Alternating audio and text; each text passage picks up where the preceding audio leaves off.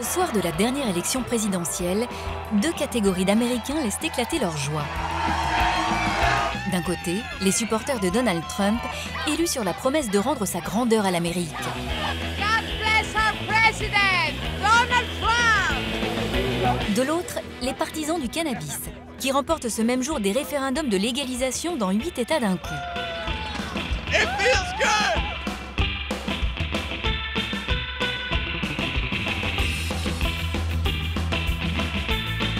Une véritable marée verte déferle sur les États-Unis. Chaque année, de nouveaux États légalisent le cannabis médical délivré sur ordonnance. D'autres vont plus loin encore. Certains États ont déjà choisi de mettre l'herbe en vente libre. Dans une large moitié des États-Unis, l'herbe a quitté le monde souterrain du trafic, des dealers et des cartels, pour s'épanouir en pleine lumière. Elle est le produit vedette d'une nouvelle génération d'entrepreneurs qui se voient comme les pionniers du XXIe siècle, prêts à tout pour développer leur commerce au nom de la liberté individuelle et des dollars. Bienvenue au pays du cannabis-business.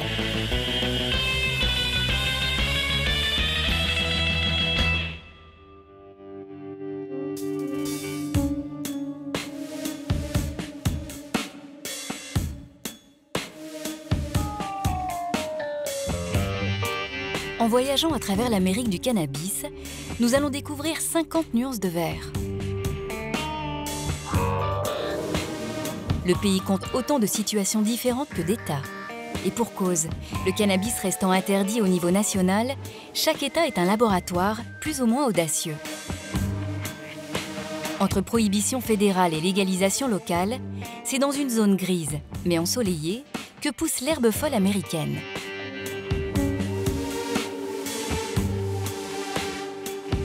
Point de départ obligé de notre périple, la Californie, l'État le plus riche et le plus peuplé du pays. C'est là que tout a commencé, il y a 20 ans. Ici, la marijuana fait partie du paysage. C'est un emblème de la contre-culture des beatniks et des hippies. Mais en 1996, le cannabis a changé de statut. Il est devenu une substance qu'on peut utiliser en toute légalité à des fins médicales. Une simple ordonnance suffit pour obtenir une carte officielle qui donne accès aux officines spécialisées.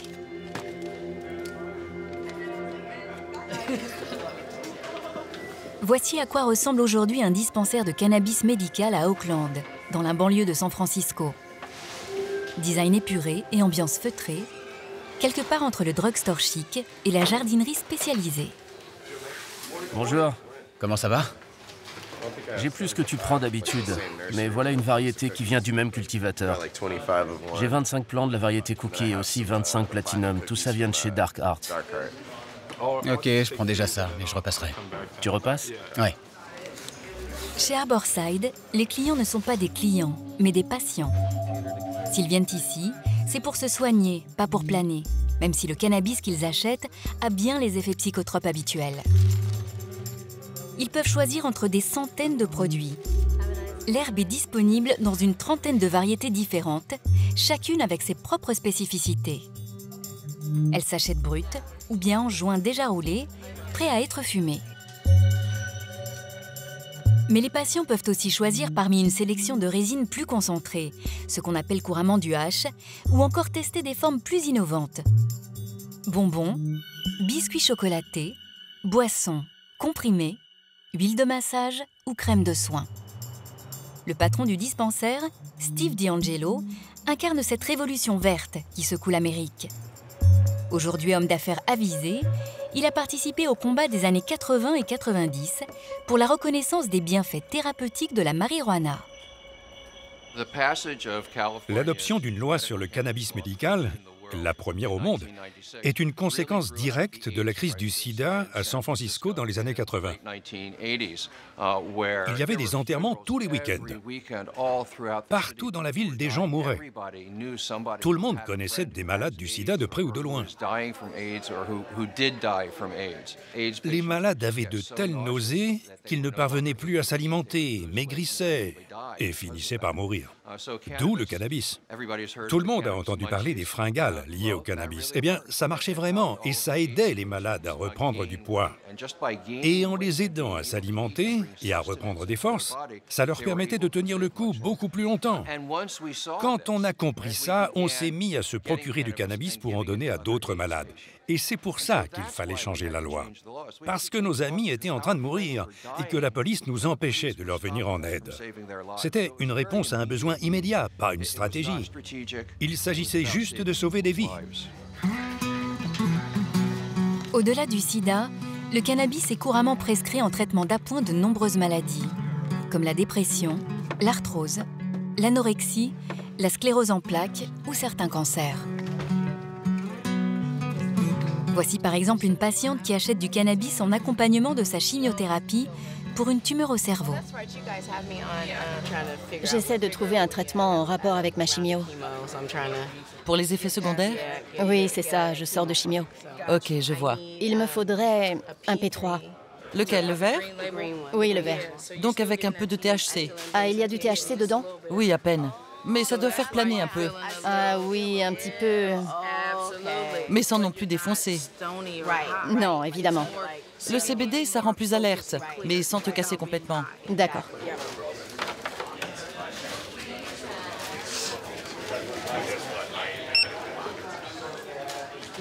Côté douleur, ça va vraiment mieux. Pour l'élocution et les tremblements aussi. Super. C'est bien d'être venu nous voir. Je continue à avoir des nausées de temps en temps. Ok. Mais il suffit que j'en prenne un peu et ça s'arrête tout de suite. Super. Merci beaucoup. Super, ça fait toujours plaisir de te voir. Merci pour tout. C'était formidable. Vraiment formidable. Nous avons plus de 220 000 patients officiellement inscrits. Nous en servons près de 1000 par jour et nous employons actuellement plus de 250 personnes. Mais nous avons aussi une autre boutique et une ferme et aussi une usine et pas mal d'autres trucs. Nous avons fait entrer un cheval de Troie au cœur de l'Amérique capitaliste. La tactique du cheval de Troie est imparable. Comment continuer à interdire un produit qui est reconnu médicalement utile?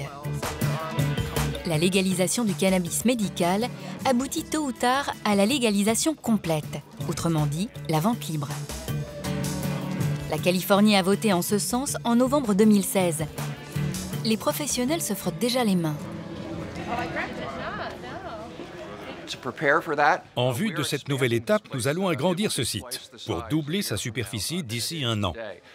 Nous allons ajouter plein de nouveaux services.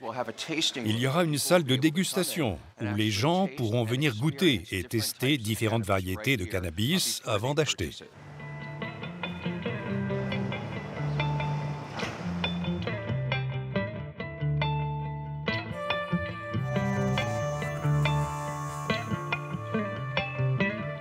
Comme tout bon businessman, Steve DeAngelo a anticipé. Bien avant le résultat du référendum, il a racheté des serres horticoles à 2 heures de route de son quartier général d'Oakland, dans la vallée de Salinas, où la traditionnelle laitue est en passe d'être détrônée. Avec son climat tempéré et son ensoleillement maximal, la terre natale de l'écrivain John Steinbeck est un terroir idéal pour la culture du cannabis.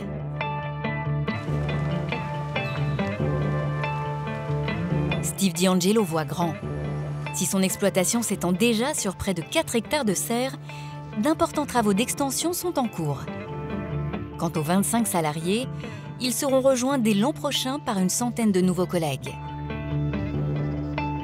L'homme qui veille sur les lieux est un ancien horticulteur local qui soigne ses plants de cannabis comme autrefois ses roses et ses pivoines. Je n'ai jamais vu autant de changements dans l'économie des serres que ces 12 derniers mois. Heureusement, on a investi de bonne heure, parce qu'on a commencé à chercher il y a 2 ans. Mais ceux qui ont débarqué ces derniers mois paient sans doute 4 à 6 fois plus cher que le prix normal du marché. Voyez, juste à côté de nous, il y a une exploitation avec des serres qui est restée en vente des années pour $1 million sans trouver preneur. Et avec le rush du cannabis, elle est partie pour 4,2 millions. Pour moi, c'est très excitant de voir toutes ces serres qui redémarrent. C'est le business idéal en ce moment dans cette vallée. On dit toujours que l'agriculture va où va l'argent. Alors, si le marché est bon pour le cannabis, vous allez voir que les agriculteurs vont très vite s'y mettre dans les années qui viennent.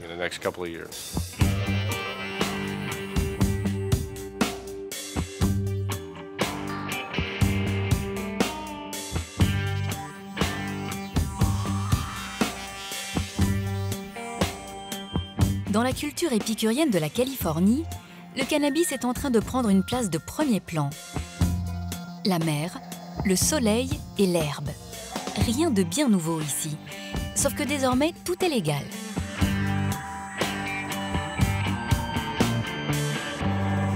Et très juteux. Les militants pro-cannabis, qui se battaient hier pour la liberté de fumer, ont bien compris que le profit était la meilleure arme pour changer le monde. Ils ne comptent plus les étoiles, mais les billets.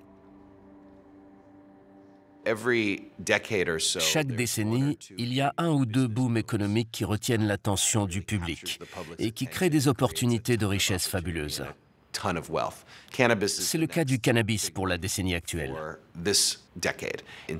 En 2016, le marché légal représentait 6,7 milliards de dollars en Amérique du Nord, une progression de 34% par rapport à 2015.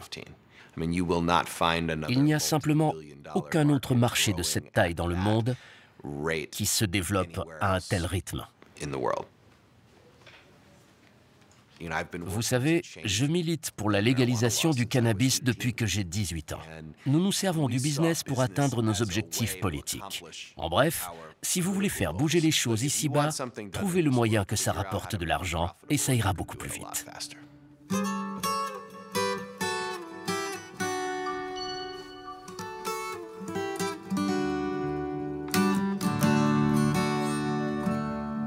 Le cannabis légal est aujourd'hui une nouvelle frontière économique.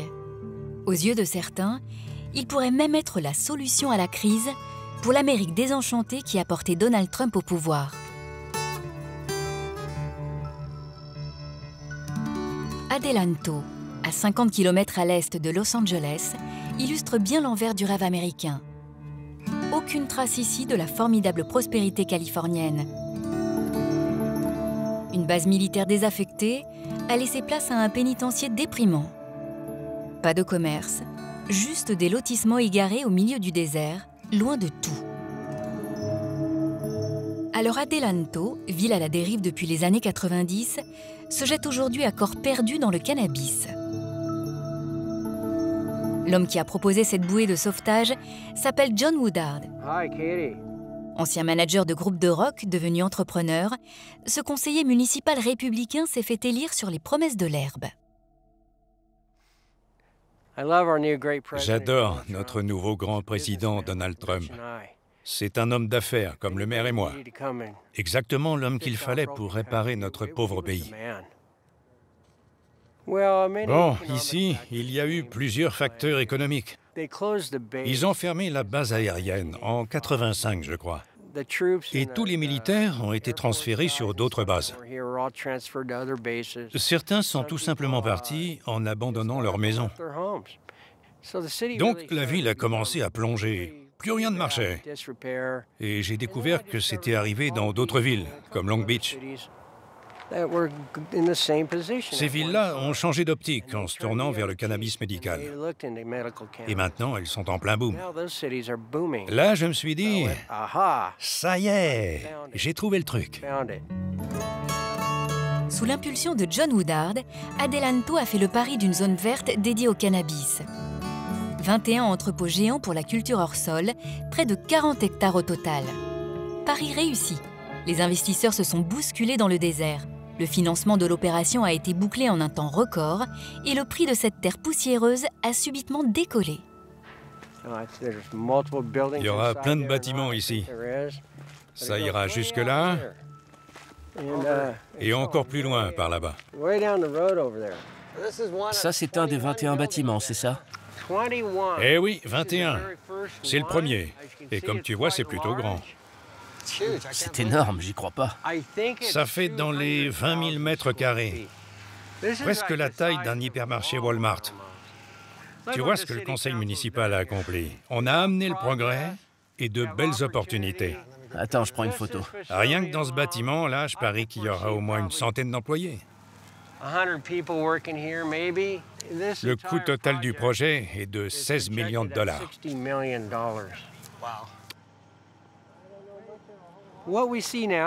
Maintenant, il y a des gens qui viennent s'installer ici. Il y a de l'argent qui arrive. Il y a de nouvelles constructions. D'ici 2 ans, vous ne reconnaîtrez même plus cet endroit.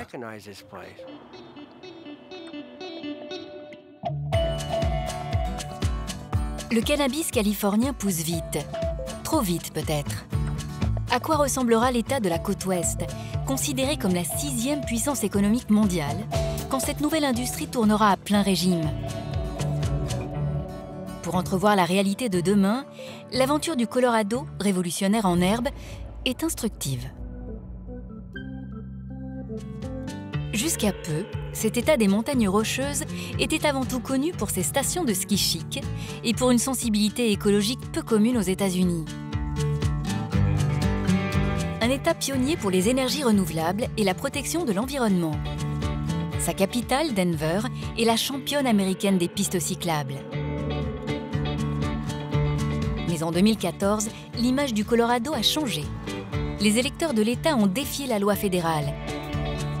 Ils ont exigé par référendum la vente libre du cannabis. Et les autorités locales ont suivi. Here's a message from the state of Colorado to the state of Colorado. Now that marijuana is legal here, we've all got a few things to know. But instead of just telling you what you can't do, we're going to tell you what you can do too. Here we go. If you choose to use, don't drive high. Instead, just walk or skip or catch a ride. You can even frolic or stroll or run. Just remember, you gotta be 21. That's to have and to hold and to buy and to use. Visit goodtoknowcolorado.com for more info. Because when it comes to marijuana, it's good to know.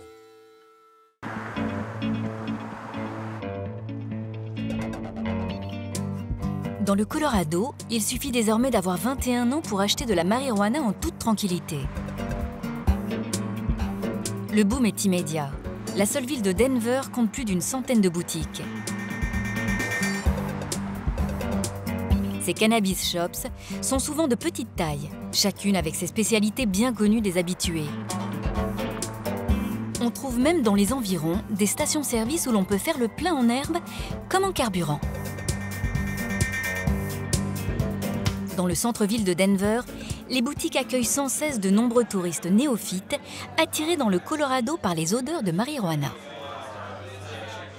Bonjour, comment allez-vous? Je vais jeter un œil à votre carte d'identité. Vous avez des joints pré-roulés? Oui, on a des pré-roulés. Merci. Vous connaissez la différence entre les Indica et les Sativa? Oui, je lui ai expliqué que les Sativa défoncent moins que les Indica. C'est ça. Je te l'avais bien dit. Je vais vous donner un truc pour vous en souvenir. L'Indica, ça casse. C'est beaucoup plus relaxant. Il faut rester allongé. Donc souvenez-vous, Indica, Indicas. D'accord. Voilà, n'hésitez pas à regarder et à sentir, mais sans toucher par contre. Oh, elle sent bon celle-là.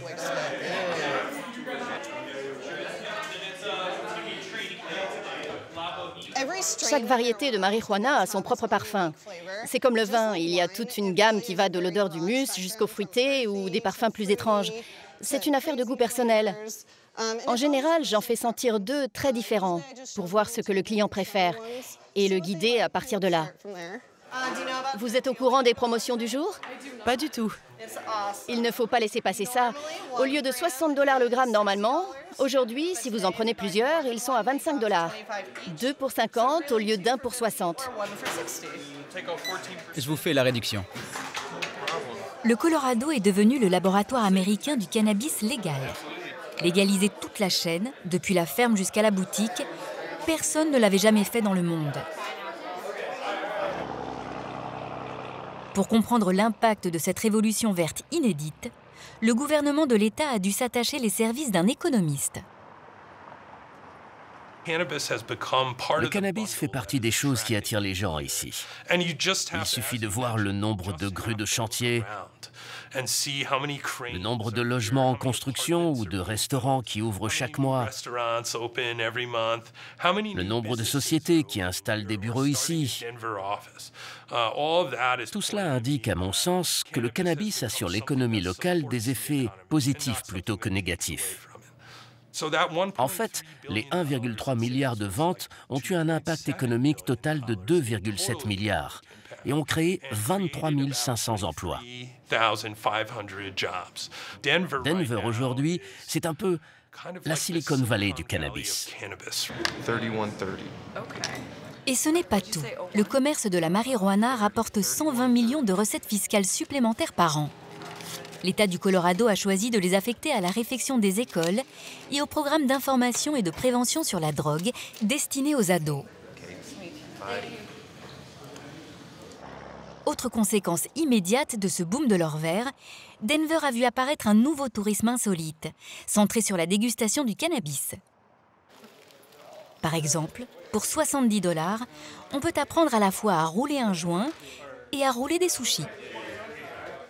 Bonjour à tous, je m'appelle Calix et je vais vous apprendre comment rouler un pétard avec un embout en papier. Ça vous fera l'équivalent d'un filtre comme sur une cigarette. On va commencer par moudre la marijuana. Les trucs devant vous, ça sert à moudre.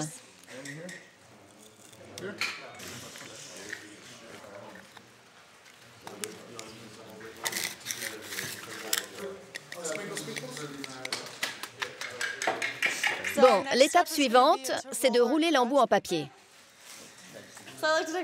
Et puis, avec la main directrice que voilà, et l'index, on prend l'embout dans l'autre main, et avec la main directrice, on va charger l'herbe tout du long. Il faut la répartir aussi également que possible.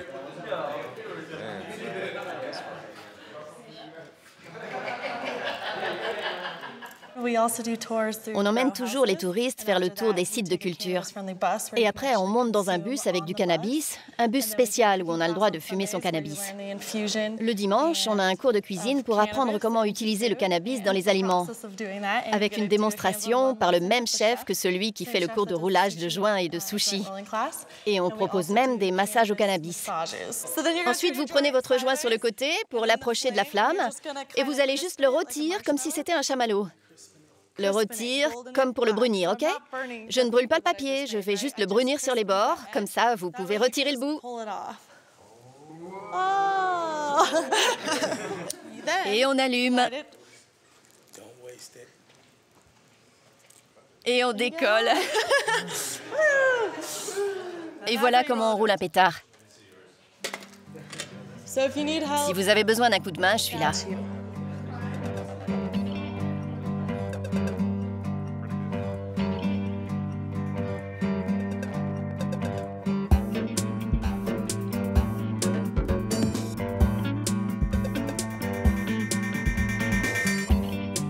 Du côté du gouvernement du Colorado, l'ambiance n'est pas exactement à la gourmandise. Pas facile de se retrouver champion américain du cannabis alors que l'herbe est toujours interdite par les autorités fédérales. Le FBI pourrait donc fermer du jour au lendemain tous les commerces liés à la marijuana. Au tout début de la légalisation, j'étais contre. Pratiquement tous les élus de l'État étaient contre. D'abord, on n'avait pas envie de se retrouver en conflit avec la loi fédérale. Ensuite, on avait peur que les jeunes se disent « c'est OK de fumer » et qu'il y ait une hausse brutale de la consommation. Mais jusqu'ici, il n'y a eu aucune augmentation spectaculaire de la consommation chez les jeunes ou les ados. En fait, aucune augmentation dans aucune classe d'âge, sauf chez les seniors, dans la dernière enquête. Les gens de plus de 65 ans consomment davantage qu'il y a 3 ans. Mais sinon, aucun changement important. On a légalisé la marijuana et en fait, il ne s'est rien passé. Voilà, le soleil se lève toujours à l'est et se couche à l'ouest, et on ne voit pas les gens provoquer des accidents de la route, courir dans tous les sens ou faire des trucs de dingue. C'est en train de devenir un produit qu'on achète pour s'amuser, au même titre qu'un verre de vin ou une bouteille de bière. Toute cette croissance à laquelle on assiste, c'est tout simplement le marché noir qui bascule dans la légalité. La légalisation a provoqué une nette diminution du marché noir, mais il n'a pas disparu pour autant. L'herbe légale n'étant accessible qu'aux plus de 21 ans, les consommateurs les plus jeunes continuent à se tourner vers les dealers. Vous savez, les dealers se moquent bien de savoir à qui ils vendent. Alors, si on réussit à se débarrasser du marché noir et à diminuer le nombre de dealers, ça deviendra beaucoup plus difficile pour les gamins de se fournir en marijuana. C'est vrai qu'on n'est pas à l'aise avec le fait d'être en conflit avec la loi fédérale. On admet que c'est un problème, mais quand même, aujourd'hui, 60% des Américains vivent dans un État où la marijuana est légale, qu'elle soit médicale ou récréative. Vous ne pouvez pas ignorer 60% des citoyens. Ça va être une des grandes expériences sociales de cette première moitié du siècle. Et il est sans doute temps de laisser cette expérience continuer avant de juger si elle a des chances de réussir.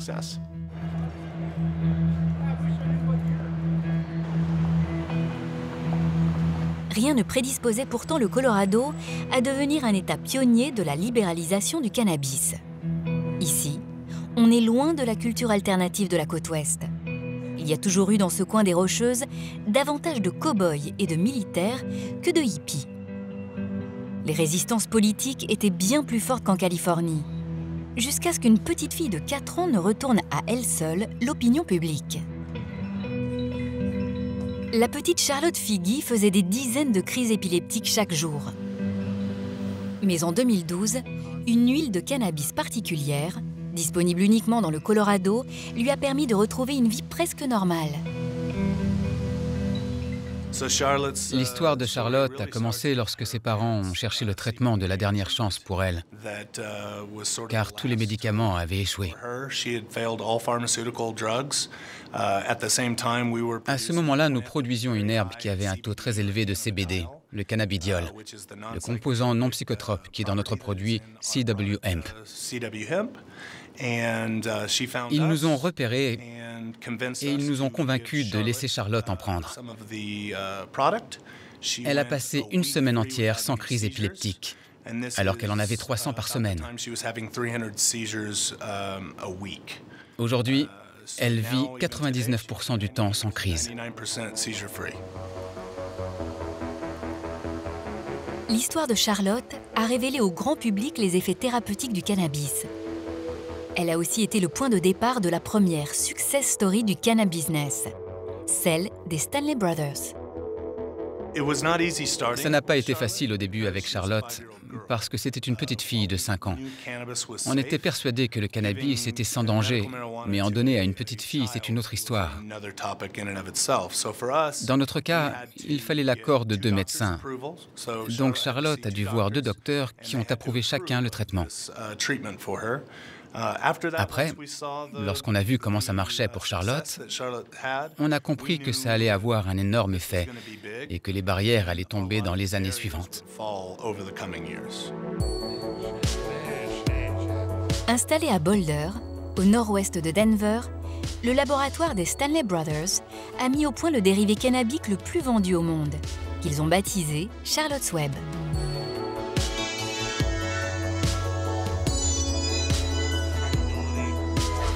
Il ne contient pas de THC, le composant cannabique qui fait planer. Son efficacité repose sur un autre composant, le CBD ou cannabidiol, aux effets calmants et anti-inflammatoires.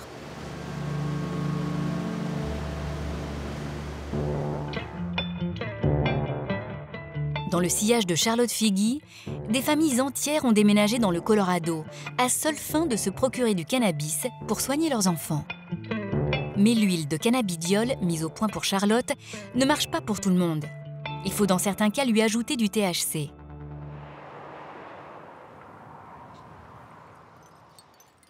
Tyler est né avec une paralysie cérébrale, aggravée ensuite d'une forme rare d'épilepsie.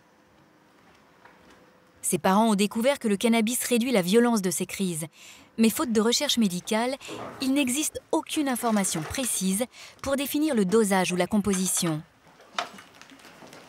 C'est donc en tâtonnant qu'ils tentent de trouver le traitement adéquat pour leur fils. Voilà où je garde le cannabis pour Tyler. Chaque semaine, je le mets dans des pipettes de façon à en avoir pour toute la semaine. Il prend une pipette le matin et une le soir. Et pendant la journée, s'il en a besoin, je lui en redonne. Donc, je m'y suis mise. J'ai appris à fabriquer moi-même une huile concentrée à partir d'une herbe très forte en THC. Je la trempe dans l'alcool, je la filtre et je la fais réduire. Et voilà, ça fait une belle résine bien épaisse. Tellement épaisse que j'arrive à peine à la faire sortir. Voilà, il m'en faut juste un petit peu, pas beaucoup. Je vous présente mon fils, Tyler. Tu dis bonjour, mon chéri? Et il suffit de lui mettre dans la bouche. C'est tout ce qu'il lui faut. Vous savez, il faut faire des essais. Quand ça marche avec un tout petit peu, on essaiera peut-être un tout petit peu plus. On discute beaucoup avec les autres familles. Certaines familles vont nous dire « N'en donnez pas trop, si vous augmentez, ça risque d'être trop ». Ça marche ou ça marche pas, il faut essayer, jusqu'à ce qu'il y ait vraiment de la recherche et qu'on sache.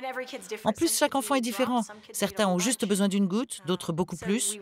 On ne le sait qu'en faisant des essais.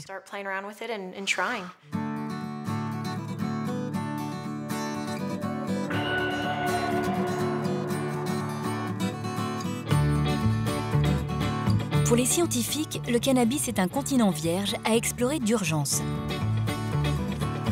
À l'Université du Colorado à Boulder, comprendre cette plante si particulière est même un objectif prioritaire. Le département de biologie s'est engagé dans une course contre la montre. Son but, parvenir avant tout le monde à établir la carte du génome de la marijuana. À la clé, il y a un véritable jackpot économique sous forme de brevet, tant les applications pharmaceutiques s'annoncent prometteuses. Ainsi est né le groupement de recherche sur le génome du cannabis, qui réunit une dizaine de chercheurs. Daniela Vergara est l'une de ses fondatrices. On a mis en évidence le système endocannabinoïde, qui affecte un grand nombre de nos fonctions biologiques. En voici quelques-unes. La douleur, les convulsions, la nausée, l'appétit, l'humeur, la mémoire. Et la difficulté avec le cannabis, c'est qu'il n'y a pas qu'un seul composant. Le cannabis est la drogue la plus consommée au monde. Et on sait très peu de choses à son sujet. On sait qu'il y a autant de différences entre les variétés de cannabis qu'entre nous et les chimpanzés, ce qui fait beaucoup de diversité.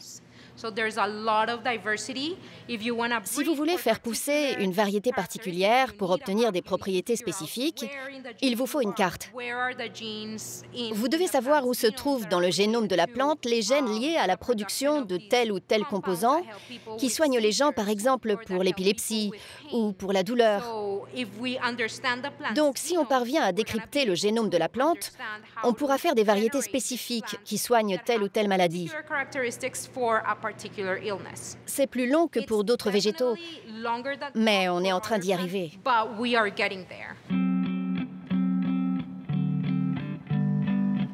La recherche sur le cannabis est portée par l'engouement populaire. Les témoignages de parents installés dans le Colorado pour soigner leurs enfants connaissent un énorme retentissement médiatique. Aujourd'hui, les porte-paroles les plus efficaces du cannabis légal ne sont plus des amateurs de pétards, en dreadlocks, mais des enfants malades. Une rupture culturelle qui change radicalement le point de vue sur l'herbe, jusque dans les régions les plus reculées et les plus conservatrices du pays.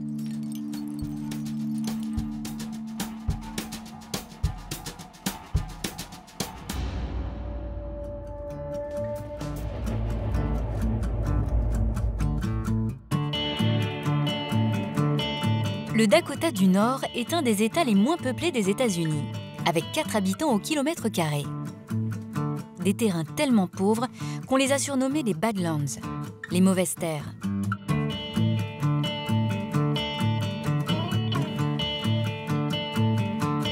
Pas grand-chose à voir ici, à part les derniers troupeaux de bisons et les puits d'extraction du pétrole de schiste qui pullulent depuis une dizaine d'années.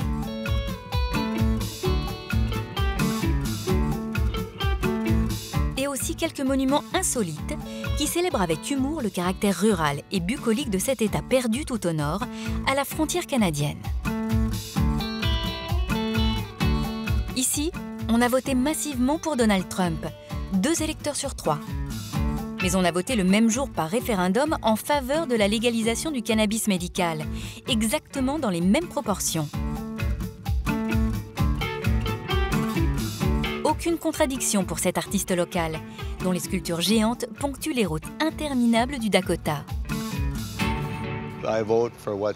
Je vote pour ce qui me paraît le mieux pour le peuple américain. Et au point où on en est dans notre histoire, je me suis dit qu'il fallait changer de gouvernement, avoir moins d'État et aller vers les gens. C'est pour ça que j'ai voté pour Trump. J'ai voté aussi pour la marijuana médicale. Je pense que le cannabis peut aider à rendre sa grandeur à l'Amérique parce que c'est un produit qu'on peut utiliser de milliers de façons différentes. Et dans une communauté rurale comme la nôtre, qui fait de l'élevage, je pense que le chanvre est une culture qui pourrait aider nos agriculteurs.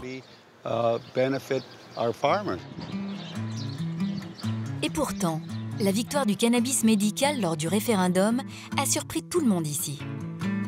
À Fargo, la plus grande ville de l'État, nous avons rencontré le couple de retraités à l'origine de ce basculement spectaculaire.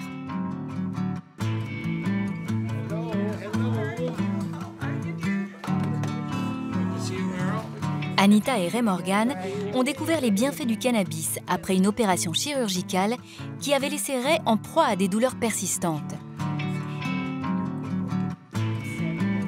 Lorsqu'il s'est rendu compte que la marijuana le soulageait plus efficacement que les calmants à base d'opium, il a voulu en faire profiter ses concitoyens. Je n'avais jamais pensé que je pourrais un jour me mêler de fabriquer des lois ou avoir une influence directe là-dessus. Comment on a appris? Eh bien, au fur et à mesure. Comment mobiliser les gens par les réseaux sociaux, comment les impliquer, leur faire comprendre ce que le cannabis médical a comme effet et sur quoi. Par exemple, on avait 107 bénévoles pour l'ensemble du Dakota du Nord. Eh bien, ils étaient partout. Notre démarcheur le plus âgé pour la pétition, c'était une merveilleuse grand-mère de 85 ans. Elle se faufilait dans toutes les foires avec la pétition pour demander aux gens de la signer. Voilà, on avait des gens partout. Ça a été vraiment un mouvement de la base vers le haut, à partir de chaque village et de chaque maison. Ray et Anita intitulent leur proposition de loi en faveur du cannabis médical « La loi sur le soin compassionnel ». I have been suffering from multiple sclerosis for 15 years. It is extremely difficult living day to day, the type of pain. Les clips de campagne diffusés à la télévision locale jouent délibérément sur l'émotion et l'empathie pour les malades, tout en reprenant les codes des publicités de l'industrie pharmaceutique qui déferlent à longueur de journée sur les ondes. The quality of my life. North Dakotans take care of one another. That's why I'm asking for you to vote yes on Measure 5. Je pense que les législateurs ont compris qu'on n'était pas une bande de fumeurs de joint à moitié dingues. Juste des gens qui cherchent une alternative à des médicaments, qui ont des effets secondaires à long terme et qui sont addictifs. C'est un objectif qui vaut le coup.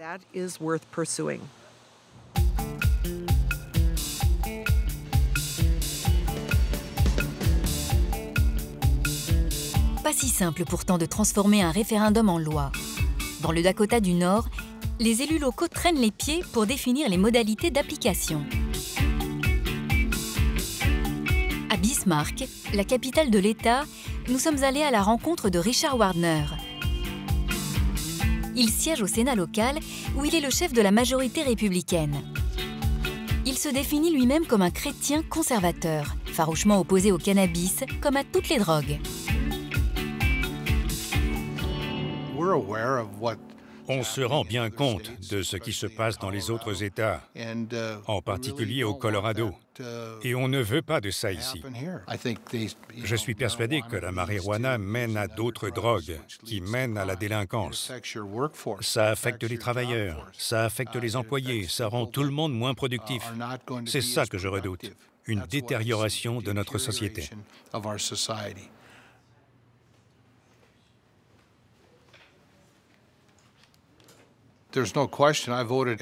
Évidemment que j'ai voté non au référendum.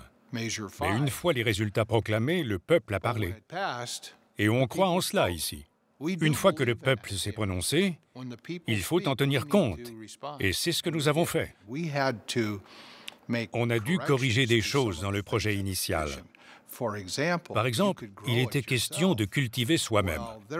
Ça aurait donné des parcelles de marijuana un peu partout dans le Dakota du Nord, sans qu'on puisse savoir celles qui étaient légales ou pas. Voilà une des choses sur lesquelles on a serré la vis.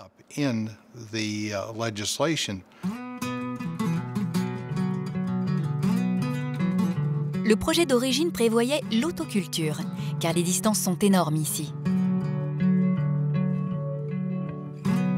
Le Dakota du Nord couvre en superficie un tiers de la France. L'hiver est long et rude, la circulation difficile. Et pourtant, les autorités ne prévoient pour l'instant d'attribuer de licences qu'à 8 commerçants dans l'ensemble de l'État.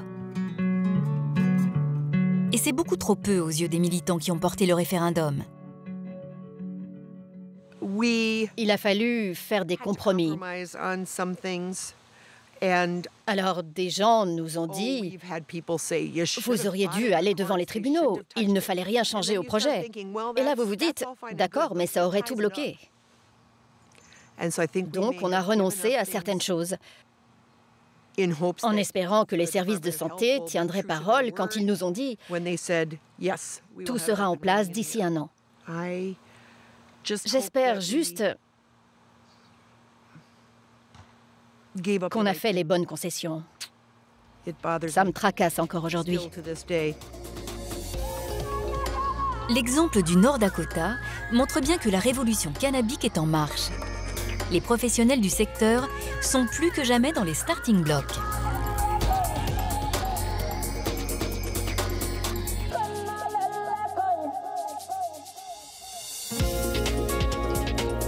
Toujours plus de cannabis et de consommateurs. Un marché aux possibilités d'expansion gigantesques. La bonne humeur règne au Salon mondial du cannabis, organisé pour la 4e année de suite à New York, juste à côté de Times Square. La ville de tous les excès et de toutes les cultures, mais aussi capitale des affaires, ne pouvait pas rester indifférente au boom vert. Pour l'heure, les New-Yorkais n'ont accès qu'au cannabis sur ordonnance, mais ça n'empêche pas de faire la promotion du produit sous toutes ses formes. Cette année, les organisateurs annoncent une hausse de 30% du nombre des entreprises présentes. Parmi les 300 exposants, on trouve absolument de tout. Cultivateurs, fabricants de produits dérivés. Avec cette technologie, vous le gardez en bouche et vous en sentirez les effets d'ici 10 minutes. Vendeurs de vapotes ou de matériel de distillation. Développeurs de logiciels. Si vous avez un cancer, une sclérose en plaques ou des crises épileptiques, notre appli va vous permettre de suivre vos progrès et votre dosage. Juristes, comptables ou investisseurs. Sans oublier les producteurs de granulés pour animaux. Et en prime, des personnalités tonitruantes pour faire le buzz. Comme Jesse Ventura, ex-catcheur professionnel et ancien gouverneur du Minnesota, converti aux bienfaits du cannabis. Donald Trump veut créer des emplois? C'est pas compliqué. Il n'a qu'à lever l'interdiction fédérale sur le cannabis. Je vais vous dire mon vœu le plus secret. Je veux être le premier homme politique, le premier élu, qui donnera son nom à une variété de marijuana. Tous les acteurs de ce nouveau business ont la même obsession. Se tailler une belle part d'un gâteau en pleine expansion. Tout le monde lorgne en direction des classes moyennes et de leur confortable pouvoir d'achat. Elle pourrait offrir une réserve de nouveaux consommateurs, bien loin des traditionnels fumeurs de joint.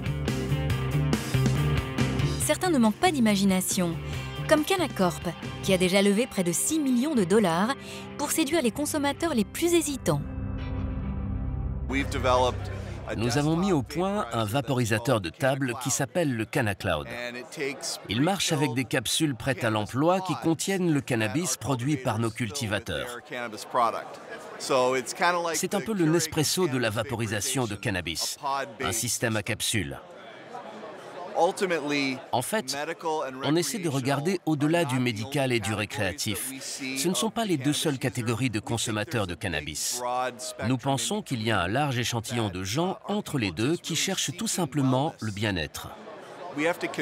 Nous devons convaincre les gens que prendre du cannabis, c'est la même chose que prendre un bon verre de vin lorsque l'on rentre à la maison. Notre cible avec le CanaCloud, c'est monsieur et madame tout le monde, pour qui une pipe à eau ou une simple pipe ressemble déjà trop à du matériel de drogué. Mais lorsqu'ils regardent le CanaCloud, ils voient un appareil qui est beau, présentable et pas intimidant, et qu'ils peuvent garder dans la cuisine sans être obligés de le planquer quand leur mère vient en visite.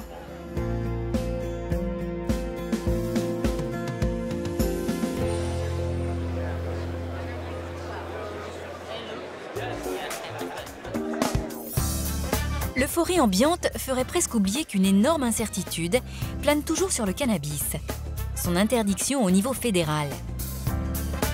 Toute l'économie de l'herbe reste suspendue aux décisions politiques de la nouvelle administration Trump, qui pourrait choisir de faire marche arrière et d'imposer aux États une interdiction totale. Pour l'instant, Washington laisse faire, mais la menace est présente dans toutes les têtes. Roger Stone, un des anciens conseillers de Donald Trump, est donc présent à New York pour calmer les esprits. Nous, les conservateurs, nous sommes pour le respect du droit des États lorsqu'il s'agit du mariage gay ou lorsqu'il s'agit de l'avortement.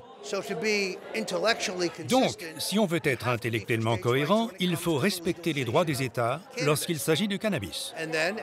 Ensuite, lorsqu'on est fiscalement conservateur, il faut prendre en compte les centaines de millions de dollars que les ventes de cannabis légal rapportent aux États et aux comtés.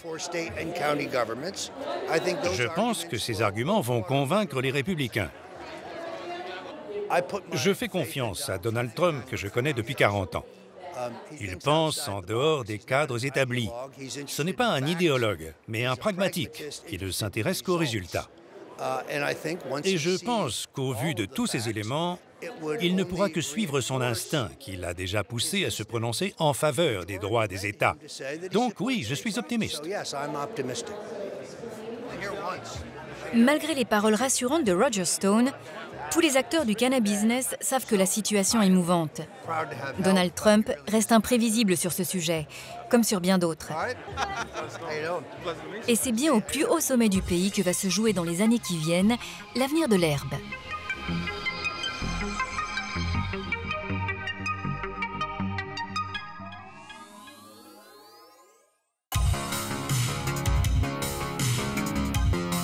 Washington est la capitale fédérale des États-Unis. C'est là que se trouvent toutes les institutions politiques nationales.